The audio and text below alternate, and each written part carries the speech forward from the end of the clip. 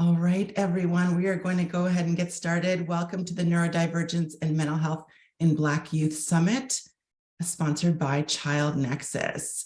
My name is Dr. Karen Wilson, and I am a pediatric neuropsychologist and the founder of ChildNEXUS, which is a digital platform for parents whose kids struggle with learning or mental health challenges. We offer parent support services, and we connect parents with a multidisciplinary group of providers. We provide health and education content and community.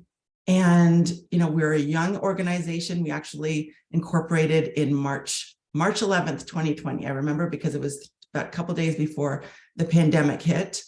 And we have been focusing on increasing awareness of learning struggles and mental health challenges in young people. And we are going to focus on Black youth because a lot of the difficulties that we've been focusing on over the last couple of years disproportionately impact the specific group. And not to say that these issues are not important to other groups. In fact, we've talked about these issues on webinars, town halls, and podcasts over the last 2 years. But today we're going to focus discussion on Black youth. We know that 70 million Americans, that's 1 in 5, have a learning difference like ADHD or dyslexia. And there was an article in Fast Company written by Yvonne Kauser-Yancey that highlighted that despite how common these differences are, 1 in 5, many neurodivergent individuals are still misunderstood, undiagnosed, or dismissed because of their differences, particularly when their differences are viewed as weakness. And for Black children with learning disabilities, the stigmas are twofold. They face harmful biases regarding their race and ethnicity, and also with how they think and learn. And what Yancey said in this particular article was that misconceptions impact the type of care, the quality of care, and the supports that students get to thrive in school and at home. And we're going to be talking about that over the course of this day, from 9 a.m. if you're on the East Coast until 2 p.m. Earlier if you're on the West Coast, like some of my colleagues on the call today. But again, there are disparities in accessing mental health care and special education, and that limits future opportunities for our youth. And it contributes to the mental health crisis that we're seeing. We're going to talk about later on today why the suicide rates among Black youth are increasing faster than any other racial group in America, and why Black youth under 13 years old are twice as likely to die by suicide compared to their white peers. So today we're discussing why we need to move from stigma to understanding to intervention, acceptance of differences, and treatment of mental health issues and support for kids who think and learn differently. So we have a lot planned for you today.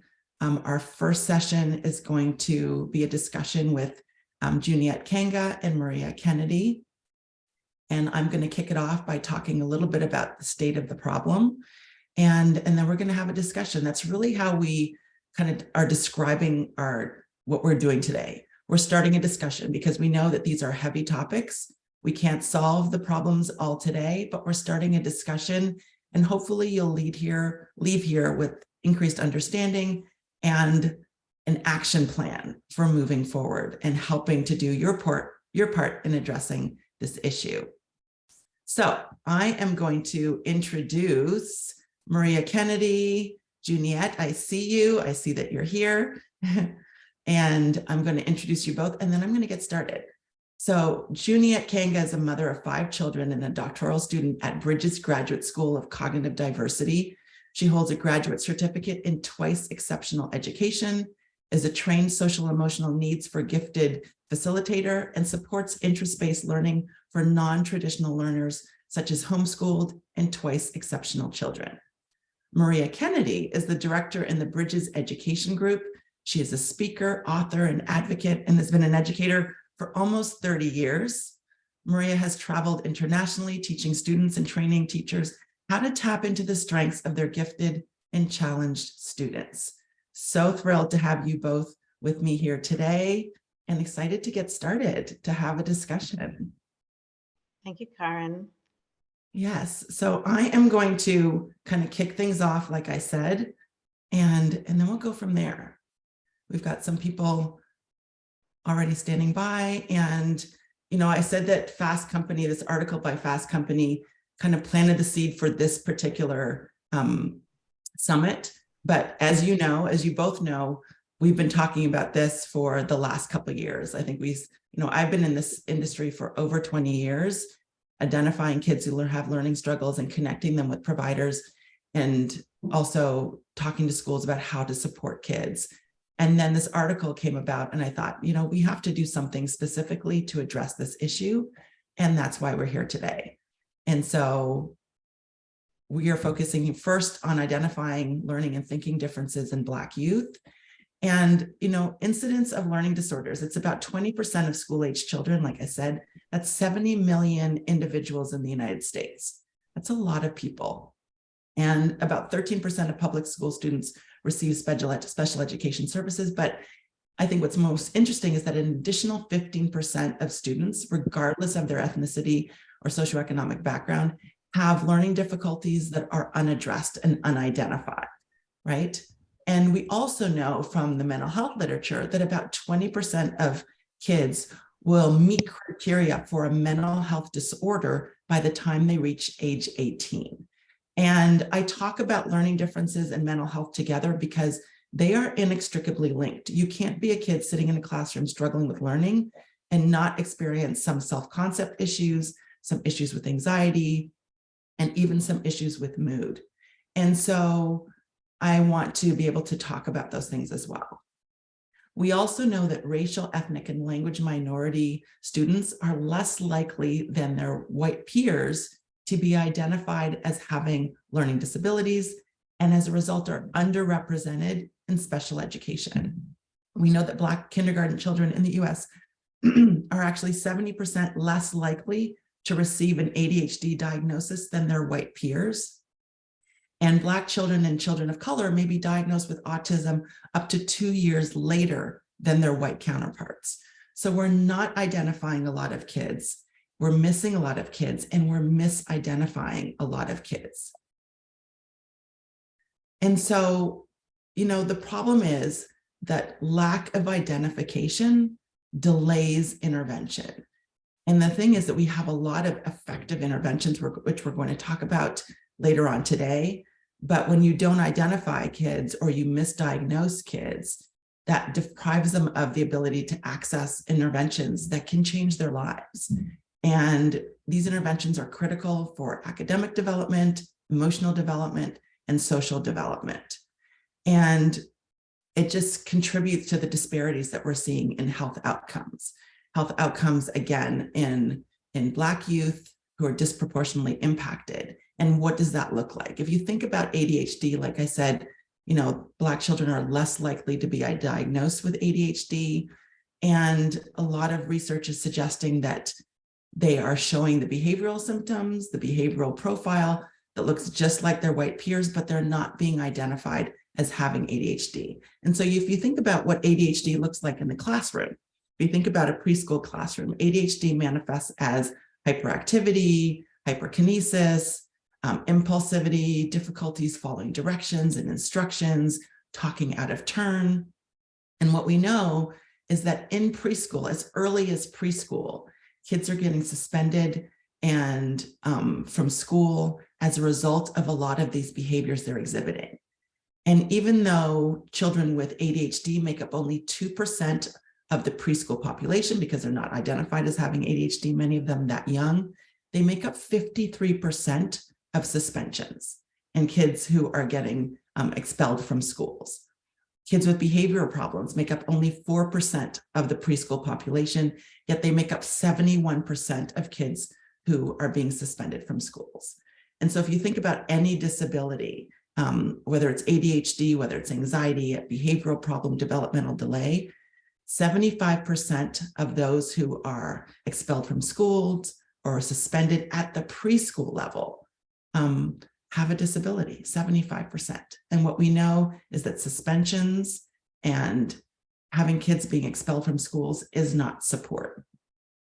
We also know that Black students are suspended and expelled 3 times at the rate of their white peers, And this just feeds into the school to prison pipeline, which we will also be talking about during the course of this day.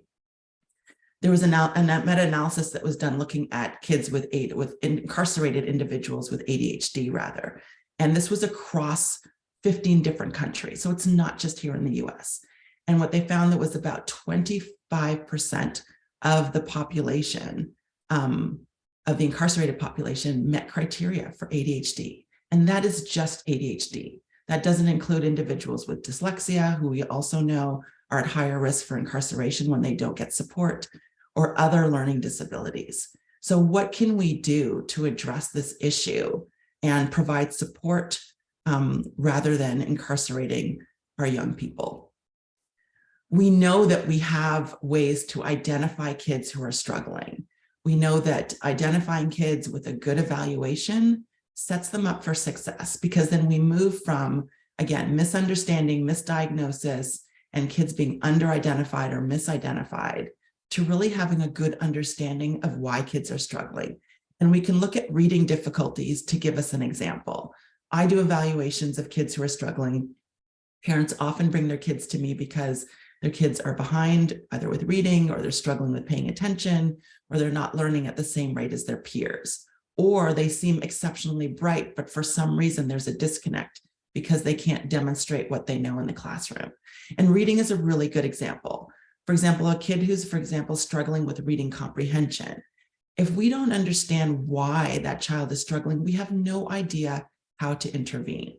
So without a good evaluation and assessment of why this child is struggling, we might think this child is lazy, is not working hard enough. The child who gets up when there's, everyone has to read out loud, they're embarrassed, and so they leave the classroom, they get in trouble, they may act out, hit other kids just to get the attention away from them so they don't have to read out loud, right? Or if they're having difficulty with reading. And where an evaluation comes in is that if a child is struggling with reading, then we can figure out whether or not this reading difficulty is due to poor phonological processing, so the kids cannot sound out words that are necessary for reading. We can find out whether or not that reading difficulty is due to poor sustained attention or distractibility. We know that kids who are trying to read, who are easily distracted, constantly leave the text and are distracted and then have to regroup and figure out what it is that they're reading. Kids with phonological processing issues just can't read the words. There becomes that, cat becomes care, and then the whole paragraph doesn't make sense. So that impacts their reading comprehension, but in a different way. The kids with inattention read, but then they didn't pay attention to what they're reading, so they forgot what they read, and then they have to read the passage again. We have kids with poor working memory where they can't hold all the details of what it is they're reading while they are reading, and that requires a different type of intervention.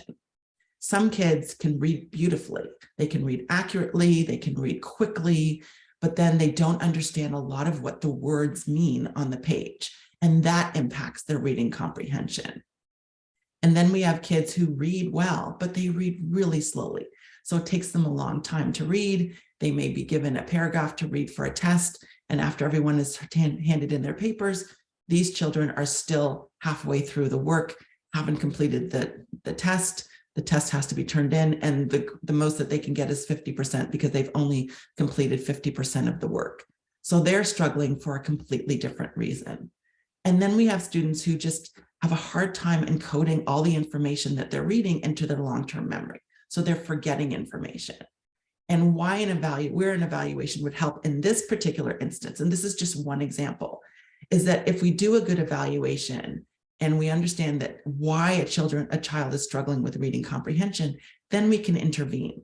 Because the child who is struggling with reading comprehension because of poor receptive language needs a specific type of intervention, probably needs to work with a language therapist to focus on receptive language. The child who is struggling with reading comprehension because of poor sustained attention needs support for the attention, needs an accommodations plan, needs modifications, may even need medication support if they're having difficulties that are quite severe. For individuals who are struggling with reading comprehension because of poor phonological processing, there are evidence-based programs that address this in a multimodal way. But if we see a child who's struggling with reading and we don't seek to understand why, we have no way of providing the kind of support they need in order to thrive. So that's just kind of the state of the problem. I'm offering some information about how an evaluation can help. And I'm looking forward to continuing the discussion with Maria and Juniette, because again, once we know and we have information, then we know how to provide support. But so many of our kids are identified as lazy, as not working hard enough, not living up to their potential. And I know that you both have seen this. You're gonna have to unmute.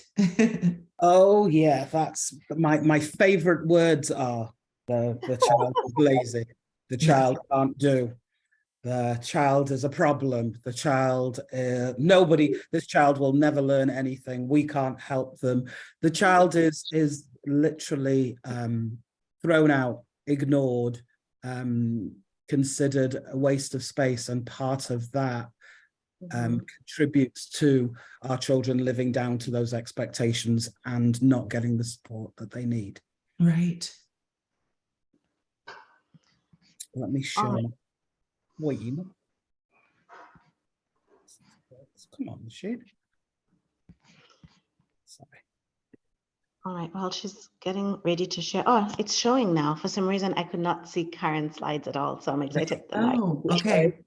I guess my computer is biased this morning. All right, so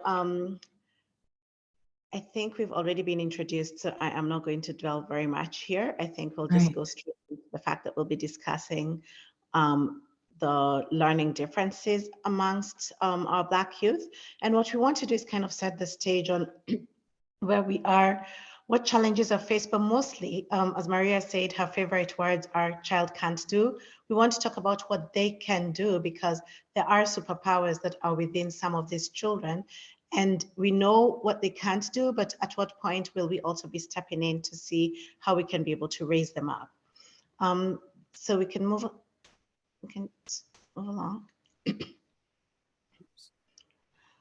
So as we think about it, I love zebras. By the way, my middle name is Wambui, which means zebra, and I grew up in Kenya. So not only do I love zebras for their beauty, it's also because I am kind of affiliated to them in a way.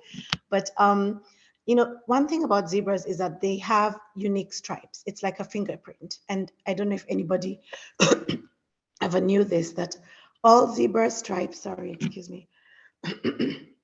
All zebra stripes are different for every single zebra. Maria, do you want to just take over? I think I need to get a glass of water.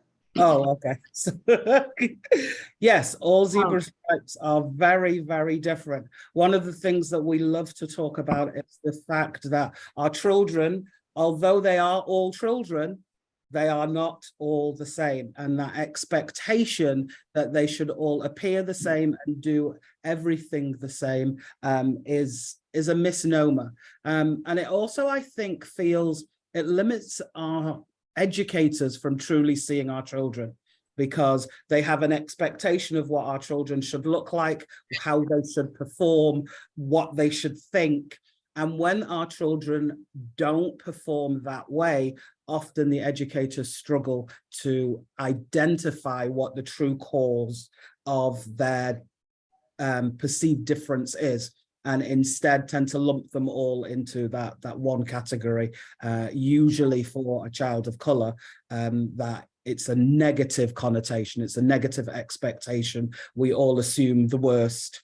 And I think even as a Black educator, I have fallen into that same thing, because my colleagues have all said, oh, this child is really bad, the child can't do. And of course, you accept that that description of the child until you spend time getting to know the child. And that's got to be the key. We've got to start seeing our children for who they are, which is individuals, just like the stripes on our zebra.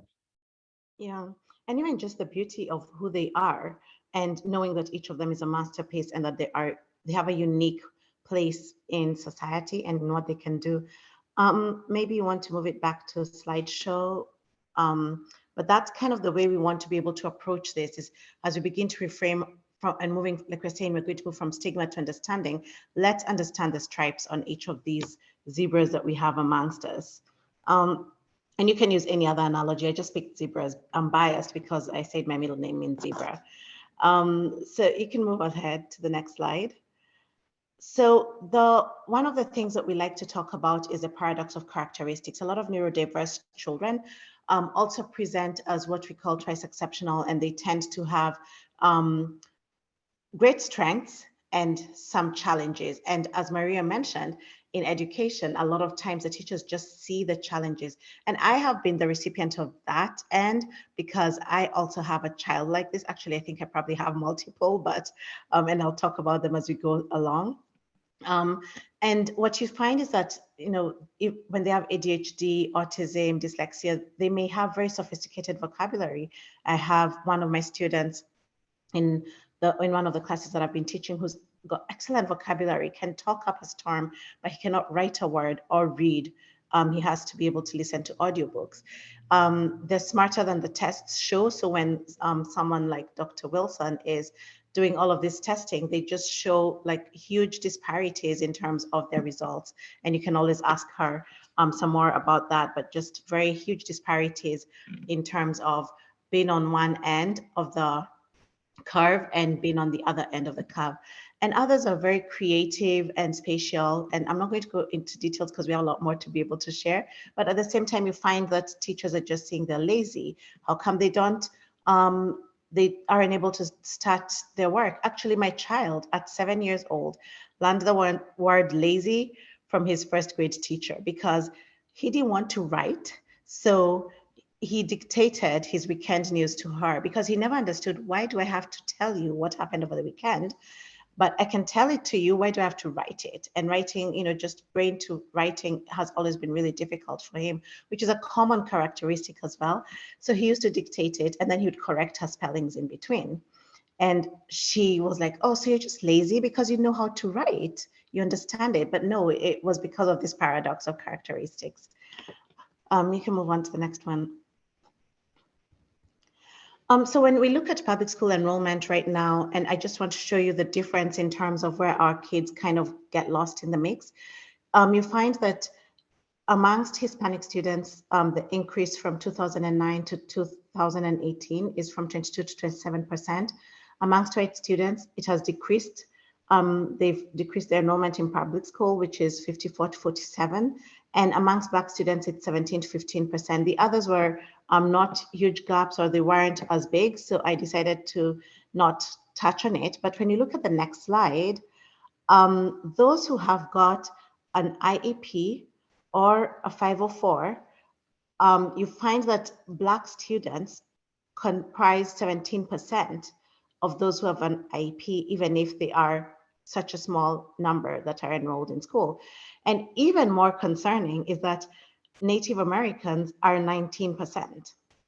And I bring that up because the school district that I live in, and I've done some advocacy work here, actually got cited by the state of California because of the fact that they had too many students enrolled that were Native American and also very borderline in terms of those who are Black.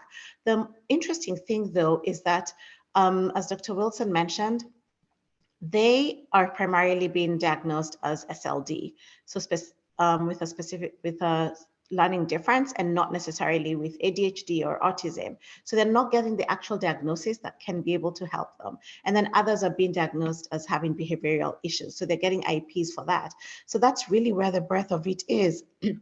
And it concerns me because we get worried about labels and we worry about our children being picked on because of those labels.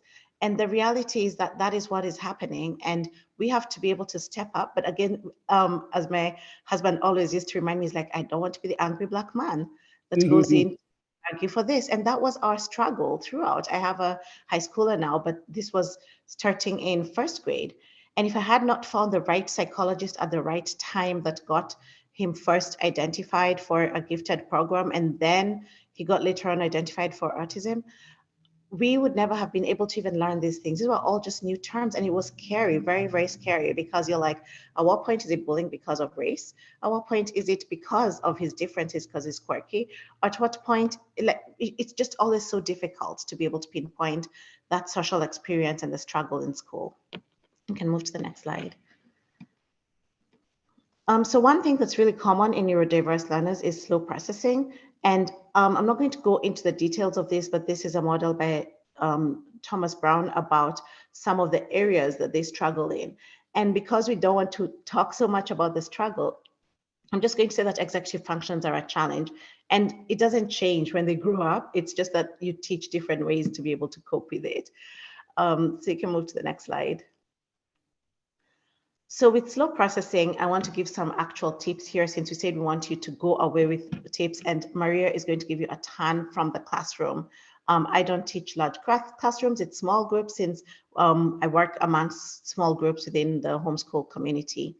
But the first thing is with assignments is giving that extra time, check-ins, visual aids, reducing repetition and reducing handwritten work. And there's a lot more that you can do with assignments. You really do need to know that child and what their working style is, so that you know where to be able to focus on the learning process and higher order thinking much more than what the production is, because production is a real struggle. Sometimes it takes us 6 hours to get a math assignment done that is supposed to take 2 hours, just because of that slow processing. But it will be accurate and perfect and very well printed, which is another thing, is that the teacher, I have a teacher who's decided they want it to write written, which makes it even more difficult.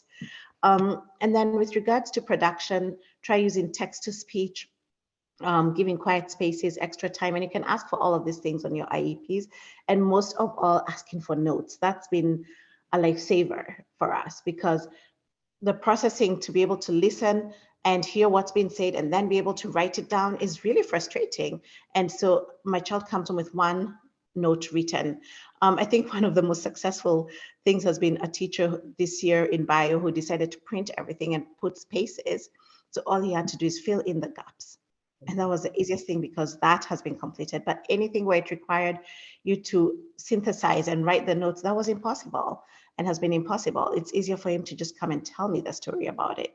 And then with projects, breaking it down, I have been certified as a project management professional, and I kind of use some of those techniques, and I see them working. It's amazing how when you just help him be able to break it down into chunks, rather than, hey, this is a project you're going to do and here's the description, it seems to work a lot better, and with other students that I've also worked with. And then just the visualization and choice. Can move on. I love the word choice. Choice is so important. Mm-hmm. Having ownership of what we're learning is very, very key. I want to talk very briefly about expectations versus how our children present in the classroom, because this is it's one of the things that really tips the balance within the room. Often we talk about having high expectations as teachers, but often teachers don't realize that they have an innate bias, which actually prevents them from having those high expectations of children of color. We know that in our community, education is key. I know my mother was banging that drum ever since I fell out of her womb, and I banged the same drum for my children.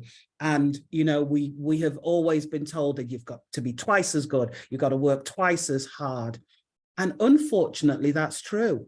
You know, you shouldn't have to work twice as hard. You shouldn't have to be twice as good. Why is there a perception or an expectation that we will not do well?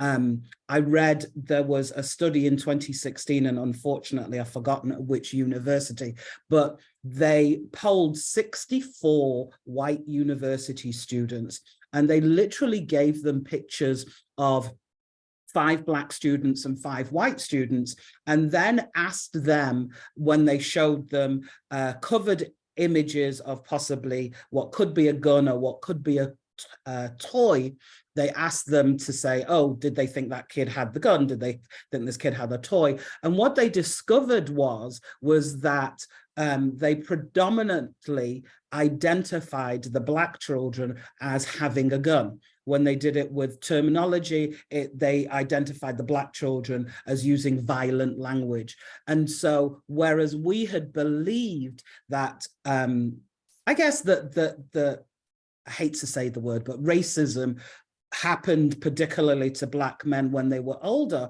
what the study showed was that actually the impression that Black men are violent actually starts even when they're as little as 3 and 5 years old, so that as adults within the classroom, there is a perception that a 3-year-old Black boy may be dangerous, may be violent. And so makes me think, and made them think, that that is possibly something that contributes to the high expulsion rate of Black students within the classroom, right? Is it because the teacher perceives themselves to be in danger, perceives the child to be a troublemaker even before they've done anything? I think so, yes. And so they are more likely to get sent out of the classroom. An example of something that I know, so there was a teacher who was giving instructions to her class. She gave all of the instructions verbally, and the children were then to go off and complete the work. Now, John sat down, got on with the work straight away. Philip, however, raised his hand and repeatedly asked questions, to which the teacher answered the first lot quite willingly, and then after a while said, stop asking questions, just get on with your work. Philip, unclear as what to do next, turned to one of his peers and asked what he should do next, at which point the teacher yelled at him and threw him out the classroom because she said that he was being disruptive. Was he really being disruptive? I don't think so, because Philip has a slow processing diagnoses, which means that when the teacher is giving all of those instructions, because she only gave them verbally, when she is on instruction number 3 and number 4, poor Philip is still trying to process instruction number 1, which means that he doesn't know what to do after he's done the first thing. And unfortunately for him, and unfortunately for a lot of our children, teachers see a child who's asking questions repeatedly as a problem. They don't stop to find out, why is this child asking questions? And that's what educators need to do. And parents, you need to be aware of that, so that that's a conversation you can have with your child's teacher. I encourage teachers all of the time to use multiple ways of giving instructions. So yes, it's great to give those instructions orally, but those instructions should also be written on the board, or those instructions should be on a sheet, so that the children who process slower have that to fall back on, and therefore don't have to keep asking you, so that then you're available to continue working with the other children. So that's the picture. The little white boy on my picture was there, perceived as having a toy, and the young gentleman, despite the fact that to me he looks very industrial, would be perceived as having a gun and therefore being violent. Also, one of the things that comes across quite often is that for children, sometimes with learning challenges, sitting still is a problem. So a child who is antsy, needs to move, is instantly perceived as a behavioral issue, when, because their body cannot keep them still, they literally need to move. Within the school that I work at, we encourage our children to actually get up and walk around the room, you know, so we're not fazed by James walking up and down, pacing at the back, or even doing a circuit within the room, because when their bodies need to move, that movement is actually not only calming, but also helps them to focus. And educators often miss that by saying, you must sit still, you must have your crisscross applesauce, and you must not move. Movement is actually very, very key, and movement is very, very useful. In fact, I read a survey that said that children who actually moved did 50% better on their standardized tests than their peers who had zero movement. So increasing exercise, being fit, moving around. So encourage your teachers to have movement breaks within the classroom. Encourage your teachers to encourage your children to move from one point to another. In my classroom, I always used to set things up in different spaces, so my kids had to get up and go get them. Miss, where's this? Let's have a look. Where in the classroom are we finding this? It's on the other side of the room. So I need you to get up. I need you to walk across the room. I need you to go and get it. Why? Because that movement, that changing of focus is actually good for you. Whoops. Okay, classroom challenges. As Juniette mentioned, for our students with learning differences, they need extra time.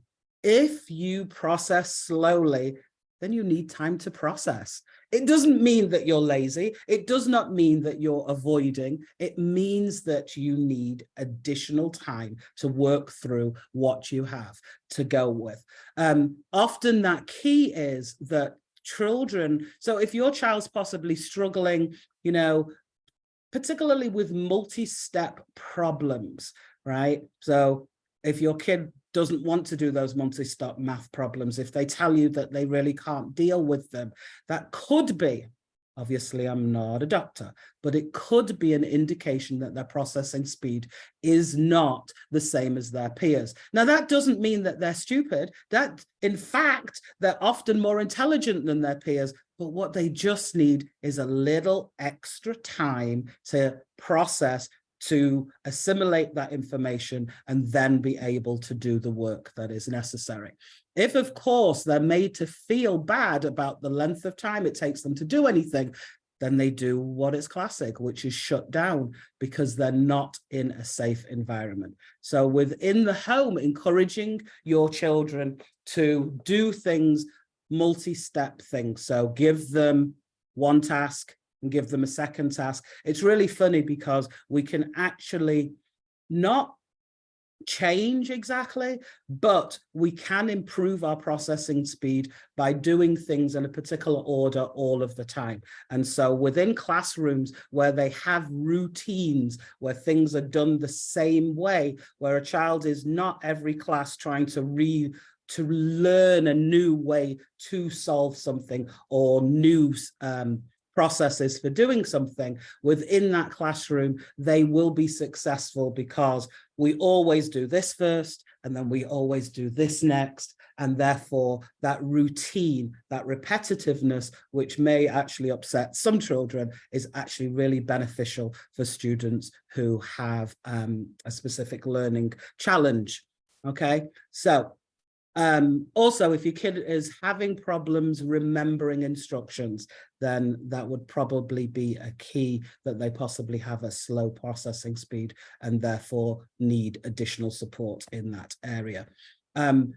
My son, so teachers often don't recognize that children are struggling, and as I mentioned in the example before, but teachers are often very quick to see the negative part and not the strength. So my son, when he was 3, when I went to pick him up, his teacher complained that he was unable to read. Now, for me, that was a shock because he was actually reading at the time.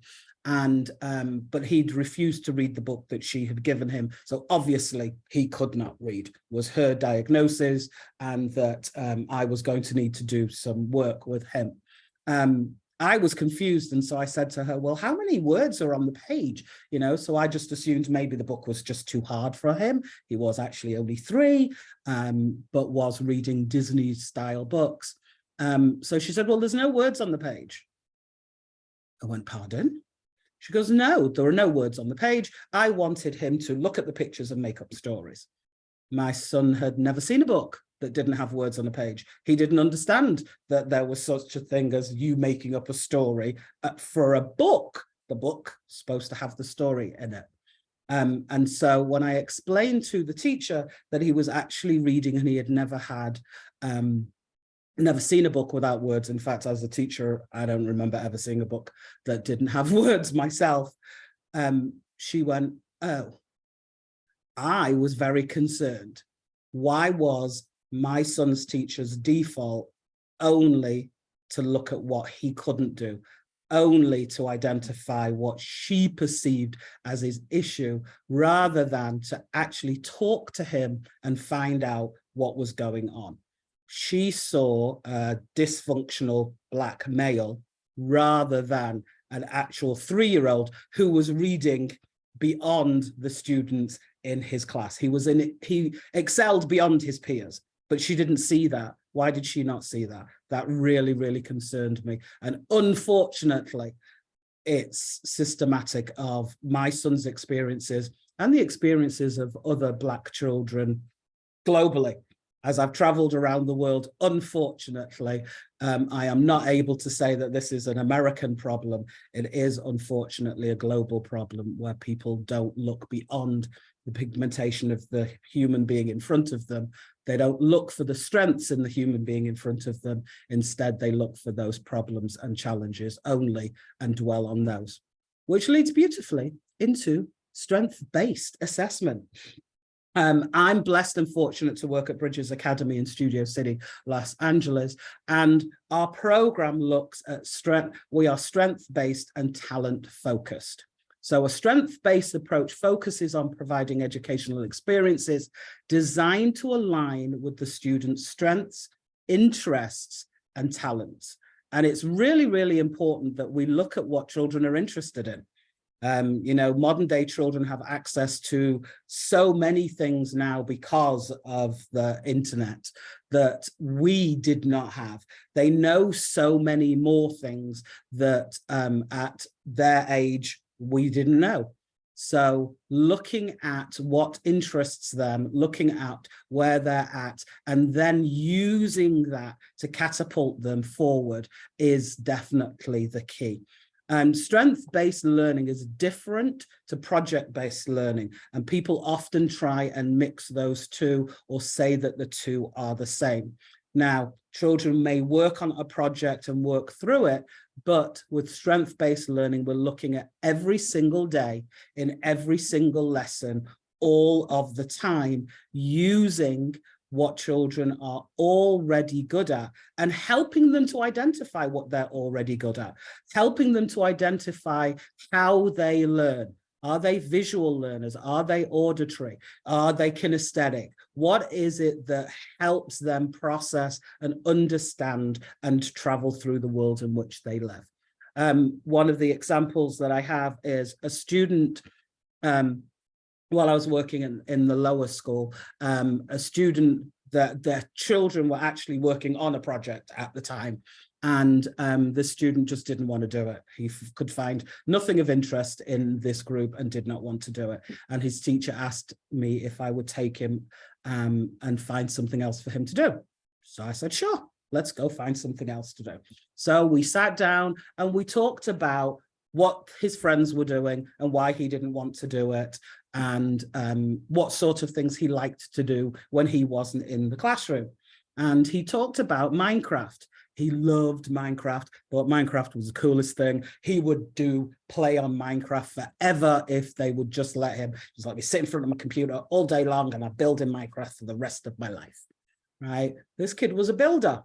And so as we continued to talk, his class were doing a 3D model. And I asked him if he could build me something in Minecraft. And he took to that and sat there and walked me through all of the steps for building in Minecraft. Now, I don't know anything about Minecraft, or should I say I knew nothing about Minecraft until then, right? So he showed me all about the bricks and why these things worked and all of the details that I needed. And like his group, he was then able to explain everything that he was doing. So he actually did the same work that his peers were doing, but he used Minecraft, which was his space of interest, something that he was actually good at manipulating. And as a result, he went off and did some more research as to how to make the 3D model that he built even better.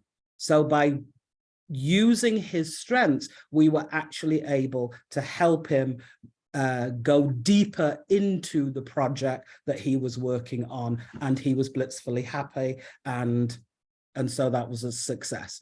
So looking at our strengths then is really key.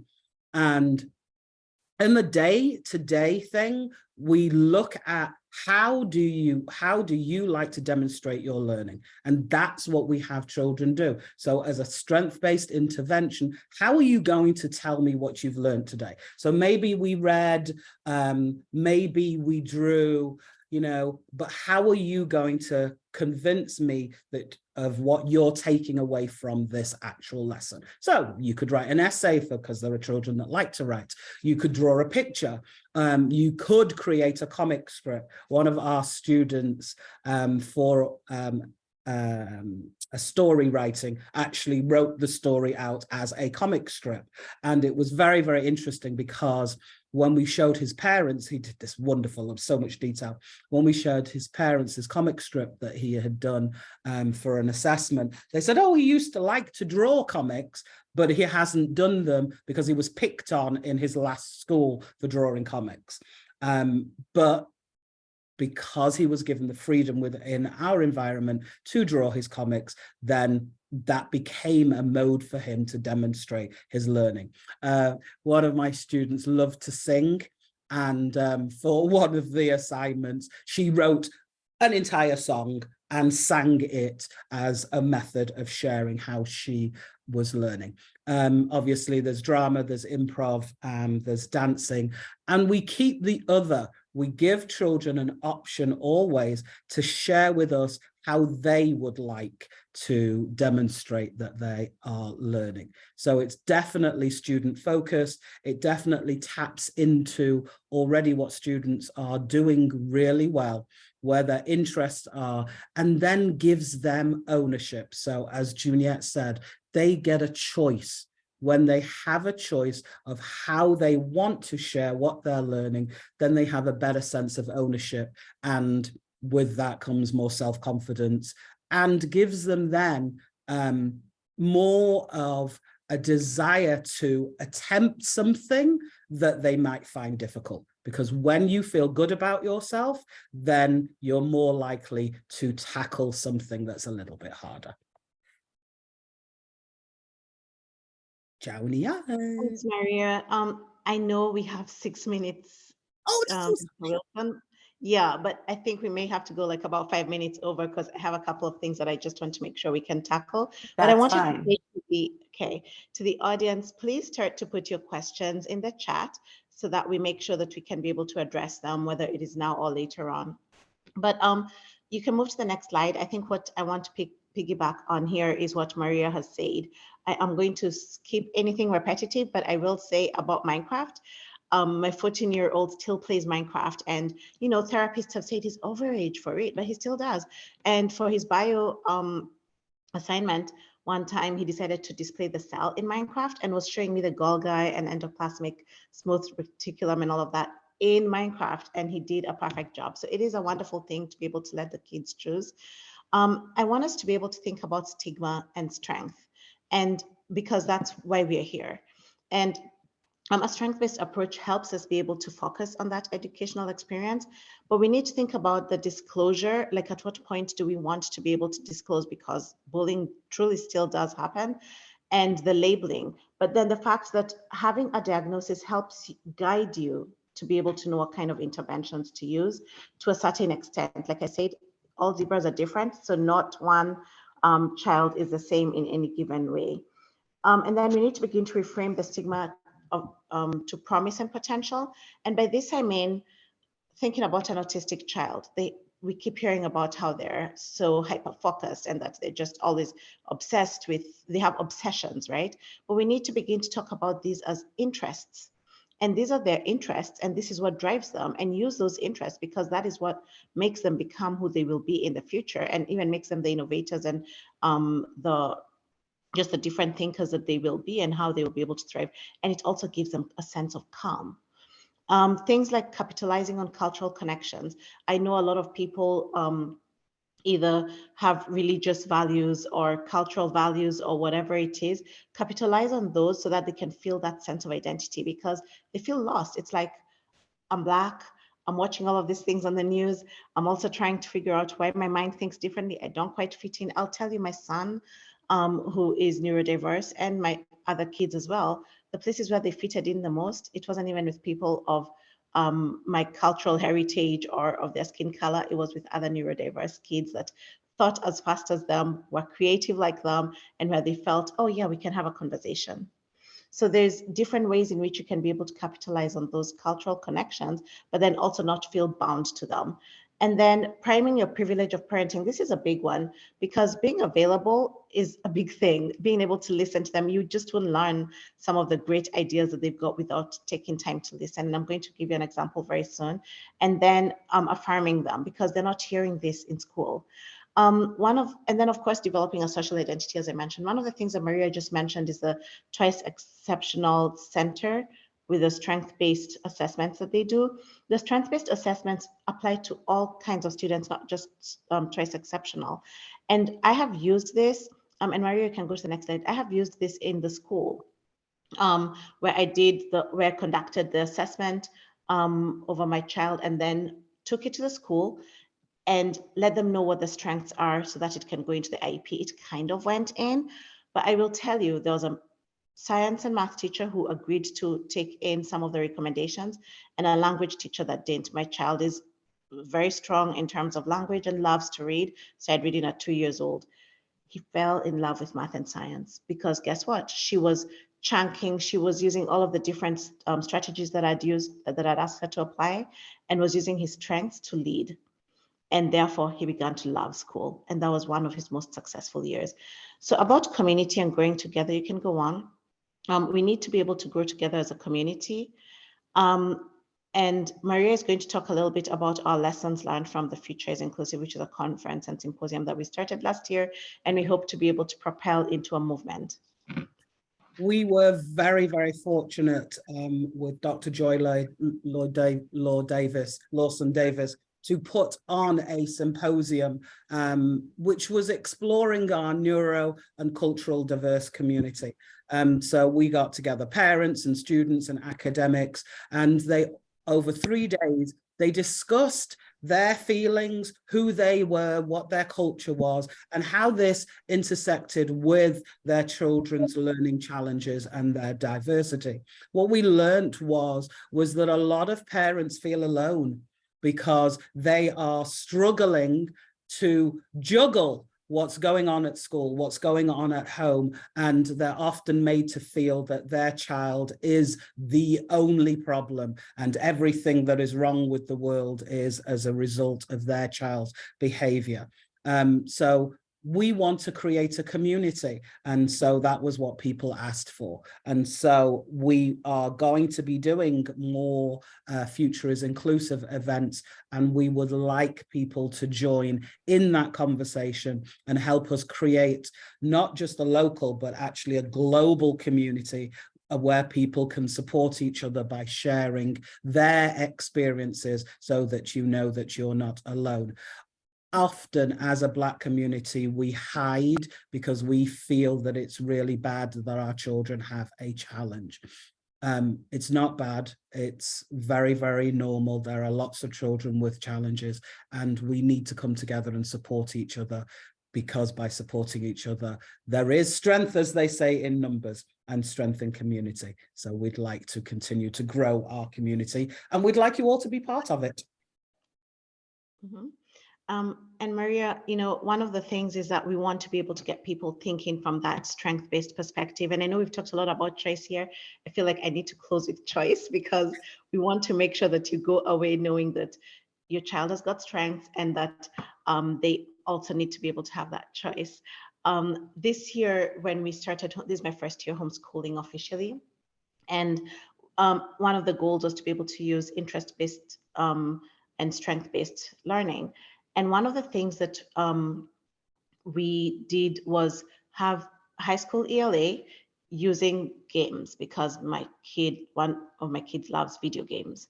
And with the video games came the ability to be able to ask for essays. Now, I'm going to tell you, in school with essays, the teachers just get a paragraph. This was a constant complaint, and it came like this. Now, it stopped being lazy, because remember, lazy was at 7 years old. At high school, it became the child does not seem to be able to produce the caliber of work that is given in school. And he would go from A's to E's almost at any given time. When given his interest, I got expository essays within a week that were almost 2,000 words. And because I also said, hey, let's learn how to create an annotated bibliography using a reference manager. And that made it easier than trying to say, make an outline. So just being able to get creative about the things that the children are able to do and their choice. The last thing that we wanted to say about the Future is Inclusive is that we will be starting affinity groups this fall. And with the affinity groups is going to be, we're going to be having either mixed, depending on what people sign up for, either mixed groups or ethnic cultural groups. And when I say mixed groups, it could be parents and teachers together, or it could be parents alone or teachers alone. So we kind of want to be able to get a sense of what you're interested in so that we can plan for it for the fall. So these affinity groups will start by learning more about the social emotional needs of their children, but then also be able to dive into things that are culturally specific, or how to be able to bridge the gap and the conversation amongst different cultures. So if you could please sign up for a group, if you're interested in a group, it's almost like a book club is the way I look at it. Please feel free to sign up and we'll be able to just start some of that. Yeah. And then Maria, did you want to put the, so would you be talking about young adults, especially early 20s? We'll be talking about all kinds of children. So it will be across, and that's something good for you to put in the notes when you sign up, so that we know that that's specifically what you're interested in, because there's a lot of information on that. Maria, did you want to put the contact information into the chat? Are there other questions from the audience? Juniette, this was so good. You and Maria really tag teamed really well. I think that one of the things that is coming across is that there's a need to really understand a child's strengths, but also understand why they are struggling, if they are struggling. And I think one thing that you both highlighted is that both things can be true at the same time. A child can be exceptionally bright and have extraordinary talents, but also have a need for significant amount of support. What I'm also hearing is that teachers need to be flexible in the support that they're providing to kids who struggle. And my concern is that the kids who are needing that movement, who are asking those questions over and over again, that a lot of teachers don't know why, and therefore are misperceiving what that behavior is.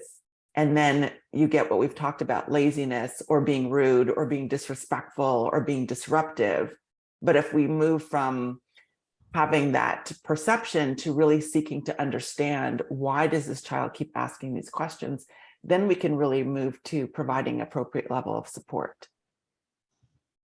That's a really good summary, Karen. So I see that the Q&A is disabled, so I'm not sure Okay, let's try it again. Because we were responding to questions before, so let's just see if we can do that again. And I think the chat is open now. So, something in the chat is, this is excellent information. What if your child gets support by struggles with the pace of a school that switches classrooms every 45 minutes with just a few minutes in between? Oh yeah, we've had that.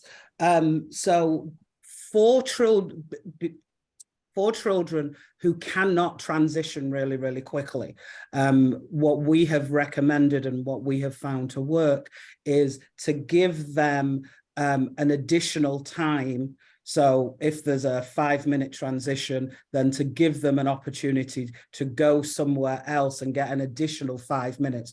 Obviously, this means that they are late for the beginning of the next class, but so long as the teacher is aware that they are taking time to transition and to prepare themselves, because often for children with learning challenges, those transitions are very, very difficult. You're switching not only from a space, but to a new person and a new thing, and they need time to prepare for that, and the additional 5 minutes is not necessarily long enough.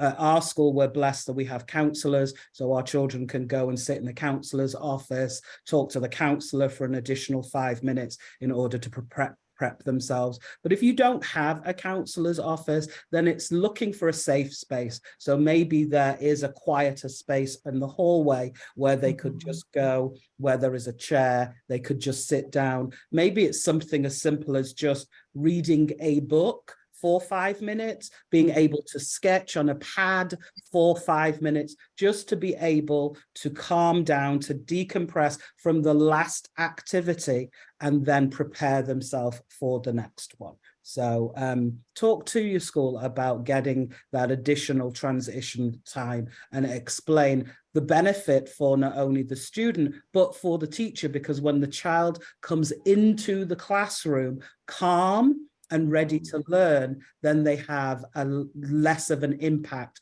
on the lesson. And I'm sure the teacher would be possibly open to that. Or maybe the other thing that we have know that has worked is when teachers, if they can't do that, then when all of the class come in, then they take an extra, we call them often mindfulness sessions. So for the first 5 minutes of the class, they have a mindfulness session. So maybe the children just read a book quietly for the first 5 minutes.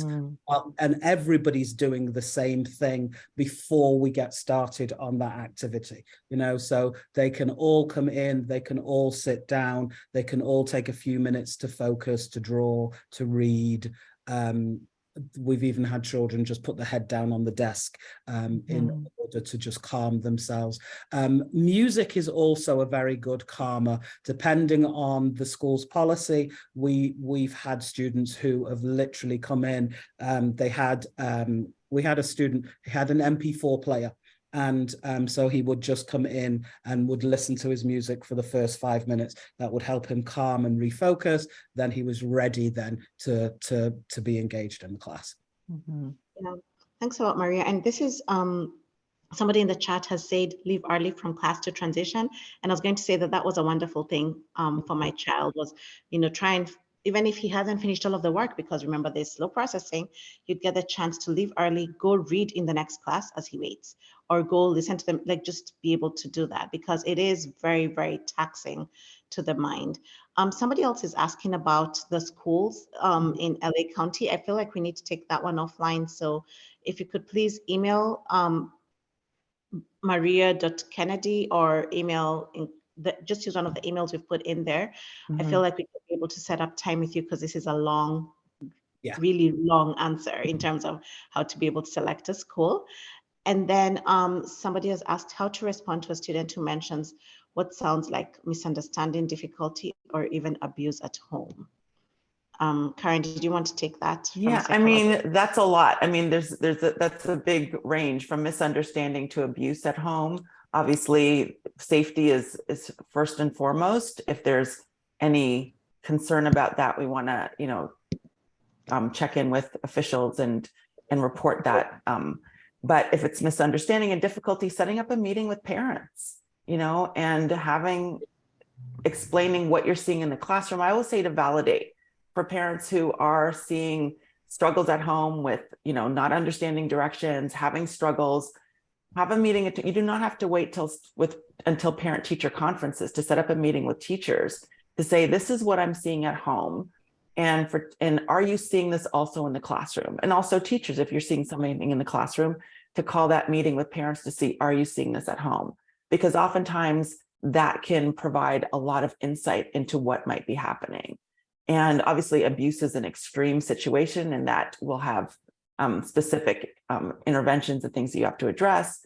But when there's difficulties with accessing the curriculum, with learning, with doing work at home, it's the communication is key, because sometimes I'll have teachers say, the work is done beautifully. It's, the work is handed in on time and it's done perfectly. We don't see any problems. But then the parent of that same child says, the teacher told us it's a 30-minute assignment and it takes my child 4 hours to do it.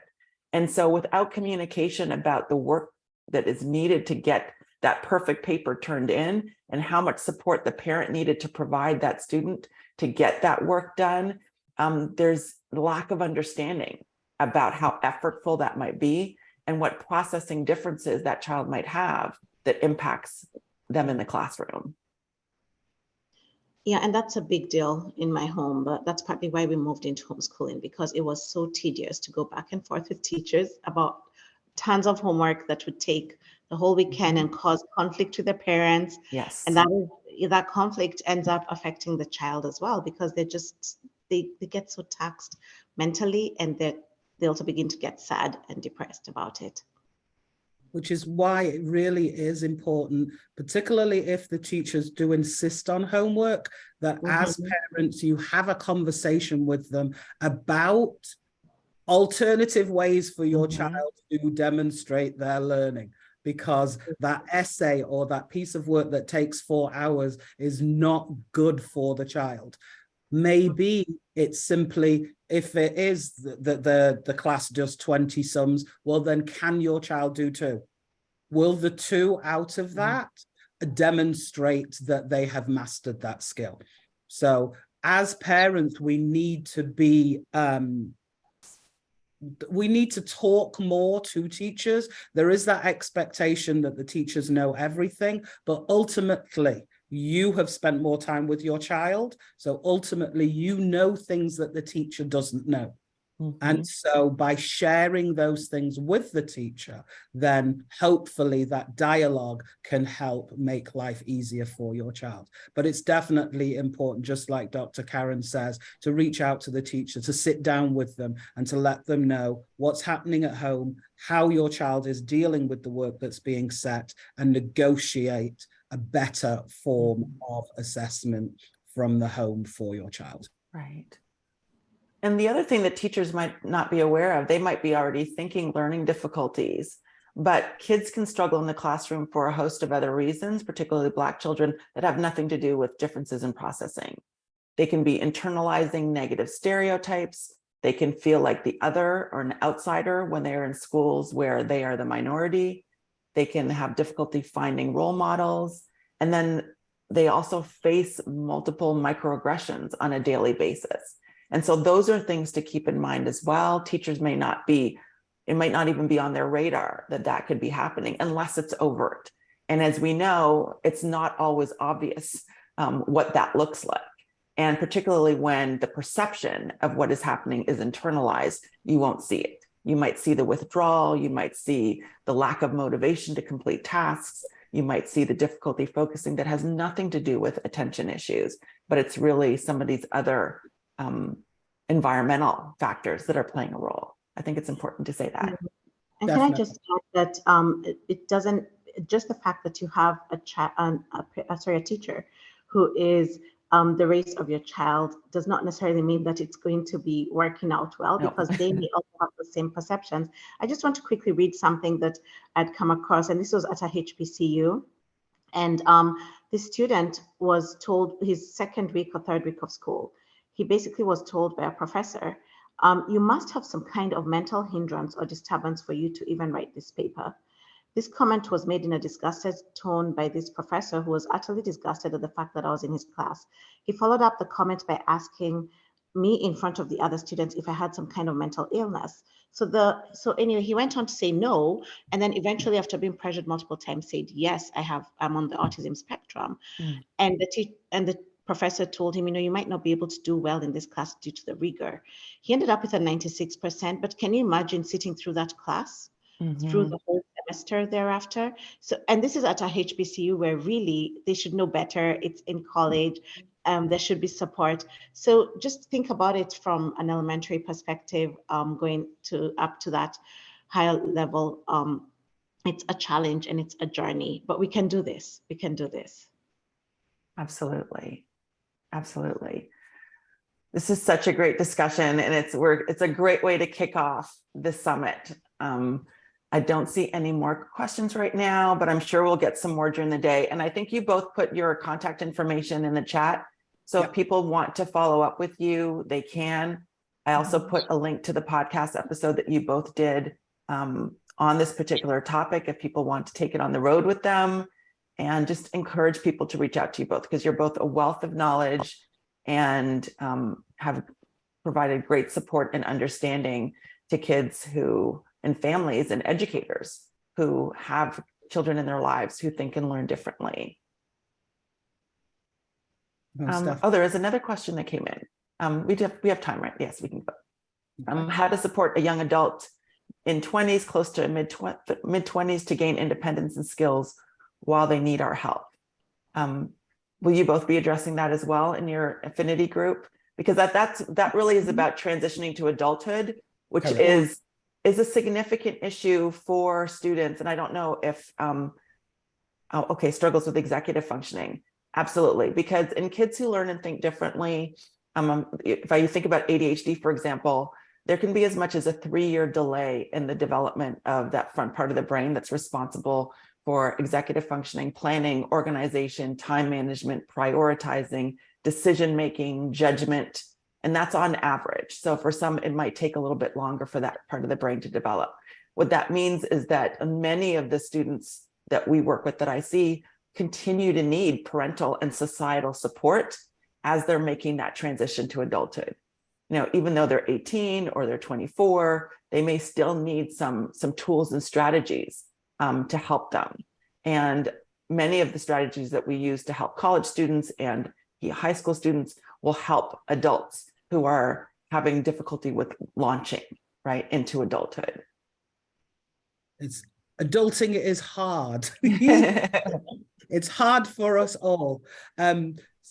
Being their support system is really key, and celebrating the things that she does well is also very, very important, because having success and knowing the things that you can do, and then identifying the areas where she needs support and being there to support her so that she knows,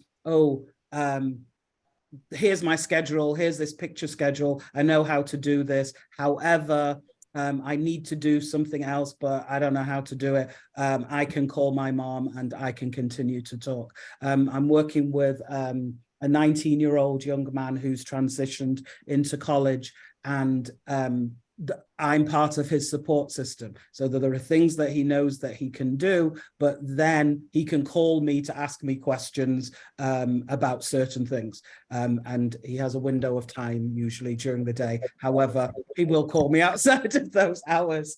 But just being there and being supportive and understanding that independence for us all comes at a different age. And it doesn't matter whether you have a learning challenge or you don't, independence still comes at a different age. And so giving your daughter the gift of time and being there to support her, because 24 is no age at all. It really isn't. Wonderful. Excellent. Someone's asking for books for Black parents of autistic youth. If you email me, I will send you some, and I will put my email address in the chat. Yes, we will be sharing the recording. All right, Juniette, Maria, thank you so much for this session. So informative, so helpful. Thank you for sharing your expertise, and thank you for all that you do to support all these students who think and learn differently, and really help them to recognize their own strengths, help their parents to see those strengths, and help educators to see and nurture those strengths as well. Thank you so much for being here. Thank you so much for having us. and reach out so that if we can help you at all, we are always ready and willing to do so. Wonderful. All right. So we are going to take a short break and we will be back at 10:30 Eastern time to have a conversation about language-based disorders in Black youth, moving from speech to writing, to reading and writing struggles. And Tony Ann Millen, who's right here, you can see her beautiful face right there, will be having part of that. This will be part of that discussion with Sandy Dorsey, a speech and language pathologist. So we'll take a short break and we'll be back in 9 minutes. Wonderful.